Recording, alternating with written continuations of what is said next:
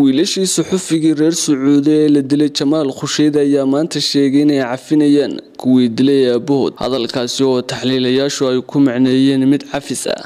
oo ugu fidinayaan shantii qof ee laga helay dilkaasi kuwaasi oo imikana u taagan dil toogasho Khashoggi oo ahaa xogogaalka ku dhow boqortooyada balse ismaysan bedelin mid cambaareeya ayaa lagu dilay kadib jirdil loogu geystay gudaha qunsuliyadda Sacuudiga ee Istanbul bishii Oktoobar ee sanadii 2018 si weyn u dhaawacday dhaxal sugaha Sacuudiga Mohammed bin Salman xafiiska qoyskan ayaa badbaadin kara nolosha 5 nin oo magacyadooda aan la sheegin laakiin bisha December 2019 dil toogasho lagu xukumay waa habeen barakeysan oo bisha Ramadaan haddii aanu nahay wiilasha shanta ee Jamaal Khashoggi dhalay waxaanu ku dhawaaqaynaa inaanu caf iyo saamax ka nahay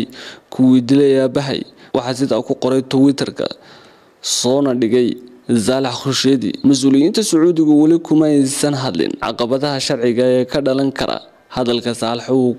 ku qoray boqortooyada kaasi oo beeninaya wararka sheegay inuu heshiis lacag la galay dawladdaasi Sacuudiga waxa tani macnaheedu yahay ayaa ah inay dilayaashu ay ka badbaadi doonaan ciqaabta dilka maadaama sharciga islaamku uu qeexayo in qoysku uu leeyahay xuquuqda cafiska Saalax ayaa hore u sheegay inuu kalsooni buuxda ku qabo hanaanka cadaaladda Sacuudiga waxaana uu cambaareynaya mucaaradka sheegay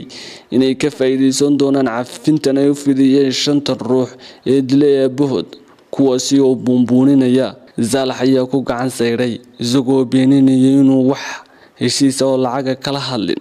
dawladdaasi Sacuudiga Xamse Dabaare telefishinka